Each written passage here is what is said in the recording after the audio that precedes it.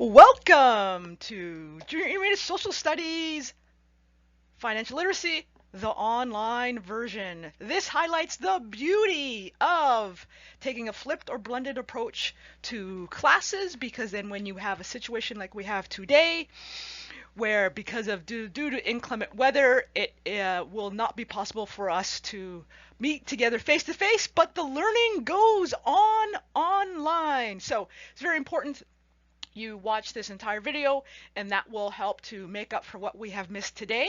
That also then will free up the time so that next week we can have the 4 presentations that will take place, which means will be a very jam-packed session, but it'll be highly engaging. So this is what I would have been talking about today. So before we get to the agenda, I want to mention this. Again, it's been a long time since we saw each other face to face, because you had one whole session that all the tasks were to be done online, and they were all related to social studies unit planning. I have to admit, I was very disappointed about not being able to have class today, but because I was so excited about the post that you did through Sakai for the social studies unit planning. Your responses to the overarching questions, the central questions, the cross-curricular connections, and especially your curriculum tasks were absolutely fantastic. I had to resist going in and commenting on each of those, mainly because I was afraid that if I start commenting on some of them and how great that they were, that people would feel compelled that they have to keep those for their final project. But it's important to remember that that whole online session was to make sure that you were processing, thinking about, reflecting about what your unit plan would look like. So I don't want people to think just because I said this was a great central question, or here are some fantastic cross-curricular connections, what a fantastic curriculum task, I didn't want you to go back to your groups and say, thus, see, we're done, we have to do what Camille said was great. So it's again important that the key part of that task for you to start thinking about that, and those cross-curricular connections, curriculum task, overarching questions can still change. But again, you did an absolutely fantastic job, especially the people that when it came to cross-curricular connections went and found the specific curriculum expectations in those other areas, and they included that in their posts.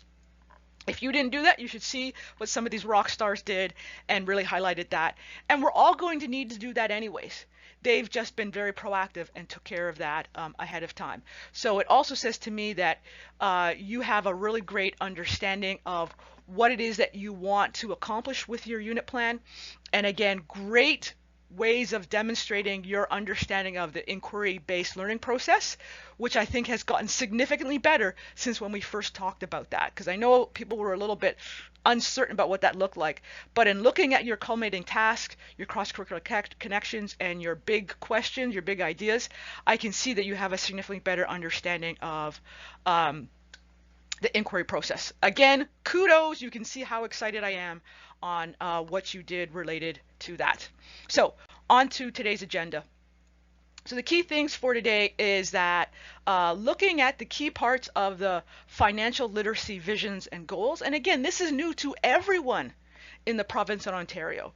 And so we'll look at those key things, and then look at a couple examples at how we integrate financial literacy into those grade 4 topics that we'll have presentations on next week. So specifically connecting financial literacy to political and physical regions of Canada, as well as the early societies. And then here it says in the agenda, this was already posted and ready to go, but those presentations, political and physical regions of Canada, and the early society lesson demonstrations will take place next week. So on to the vision. I think that this is the key statement. Again, you went through and you read that policy document. I'll be honest, it's not a very pretty read. It's very technical and very dry. But here's the key thing that we need to understand, is that the vision is to help students take responsibility for their personal well-being and be confident and competent about that. But I think that last part is very key. Develop compassion, awareness for the world around them. And those are the key things when it comes to financial literacy. It's not just about math. It's not just about RSP planning.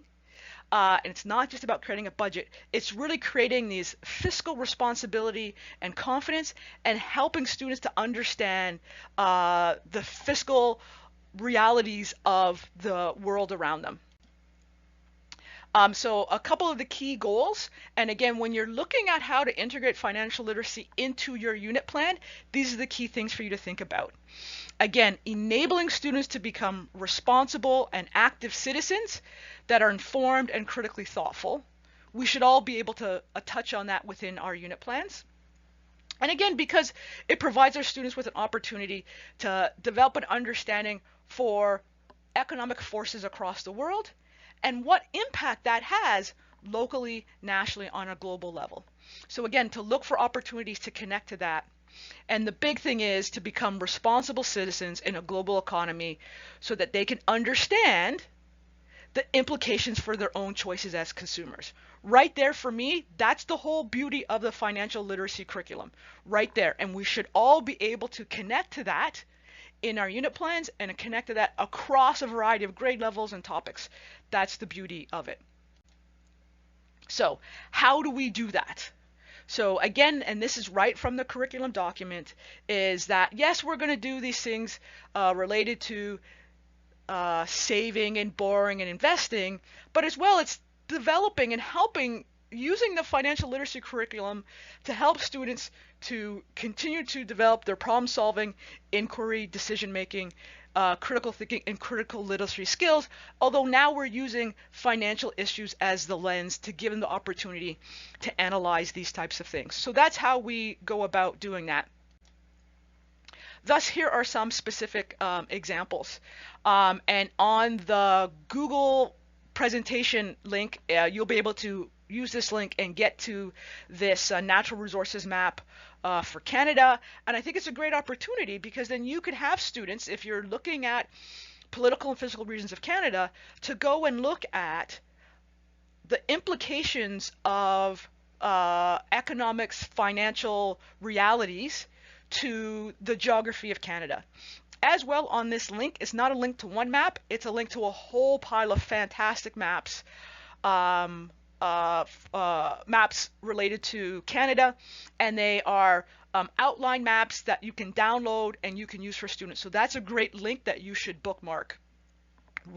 Regardless if you're teaching grade 4 or not, it is a great link to lots of great maps that you can then print out to give to students to have them fill in. So one of the things that you can do is taking a look at the map of Canada and taking a look at a chart like this, again, that comes from Statistics Canada. We're going to zero in on Ontario here. That's in Ontario. Focus in Ontario. And looking at that most right-hand column from 2013, look at the difference in median income. So that's the average household income. And we see variations from 76,000 in Ontario, 82,000 in Saskatchewan, and then you go down to the lower sides when you start seeing 63 in Nunavut. We see also some significant variations. This is a great opportunity of what are the variations? Why do we have such differences across Canada? And connect that back to our geographic principles, our geographic knowledge and understanding. So that's one great way to connect to financial literacy and financial awareness to our specific geographic principles. As well, here is something that's been created by the National Film Society. And again, it is a great map. But when you click on it, it opens up a map and links to videos and audio podcasts. Basically, it's related to the recession from 2008. So what were the impacts for different parts of Canada? And the great thing about it is that it really brings it alive because you watch these little video clips of people talking about the impact of losing jobs, losing opportunities, decreases in household income in their part of the country. So it gives this coast-to-coast perspective of what happened to those areas during the recession. So again, another a great resource and another great way to connect financial literacy to the grade 4 political and physical regions of Canada. This next map is one of my favorite maps. You link to it and you can get the interactive map. And what I love to do with this activity, and so you can click on the link and you can go look at the map. And what I've done is very often I ask, and this is what we would have done in class. Unfortunately, we're not going to be able to do that, but you can still do that now and participate in the excitement. Take a look at Madagascar. I love Madagascar because I just love to say it. It's a movie, people are familiar with the name, and it is just off the coast of the African continent. And look at the different colors. Look at the different color of Madagascar and compare that to Canada. And when you zero into those areas of the map, it gives you an idea of some different indicators. So it gives you the population, health, education, quality of life. And that's a couple of key things that are in there. The difference in the quality of life from Canada and Madagascar. And so it's a great way in just a quick snapshot to look and compare those differences. And there's lots of great discussions that take a look at that. And so very often when you look at Madagascar, the significant differences in the life expectancy, I won't tell you, I'll leave that surprise for yourself. It is significantly different from in Canada. And that then goes into a conversation and discussion. Why do you think that? Why do you think there's such a difference in the life expectancy for men and women in Canada compared to men and women in Madagascar? The other thing is, why is there such a difference between the life expectancy between men and women? Which is also another great question. The next thing I always like to have people do is compare Cuba to the United States. And there's a very interesting thing in there. If you look closely at the literacy and age expectancy and health. And it's very often quite surprising, and lots of great conversations and debate take place about why those are those differences. Again, I think this is an absolutely fantastic map that you can use at a variety of grade levels and a variety of social studies topics. And it has lots of great data in there. So I highly encourage you to take a look at that map. If you email them, they will send you a copy of it. I have 6 copies of it. And whenever I use it in class, I pay careful attention that nobody steals it, because it is definitely a stealable document and an absolutely fantastic map for you to use. So please take some time to look at that resource. Now, how do we connect financial literacy to our other grade 4 topic of early civilizations? So here we have some resources and some links from BBC Kids World History. BBC Kids is a fantastic resource for anything related to early civilizations, medieval life, ancient Egypt. It's absolutely fantastic stuff.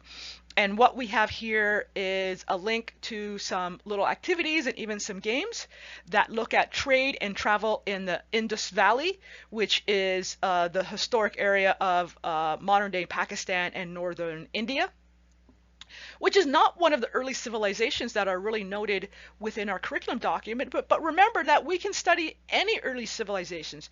Just because they have suggested that we do medieval life, ancient Egypt, ancient Greece, ancient Rome, doesn't mean that those are the only ones that we can use.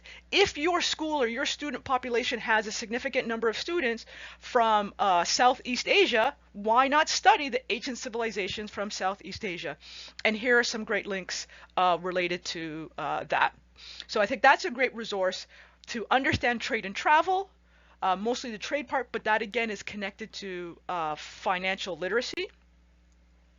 It's also then, if you're really interested in medieval life, here is another link and a great chart that shows the feudal system and the breakdown of society. And here we have the king at the top, and it goes down all the next levels. And it's a great way to look at, oh, what is it were their roles and jobs, but also what their income was like and what the impact of their income or financial resources impacted on their daily lives. Again, another great way to get to financial literacy through our medieval life or ancient civilizations. And again, here's a great triangle. You'll see it in lots of medieval life resources, and it is a medieval society triangle. And again, at the top we have the king, and down at the bottom we have the peasants. And in here it talks about, if you go down the bottom, kind of bottom right hand corner where you see the peasants, and it says that they have to pay rent up to the next level, and you see the financial implications for the society as how money goes up.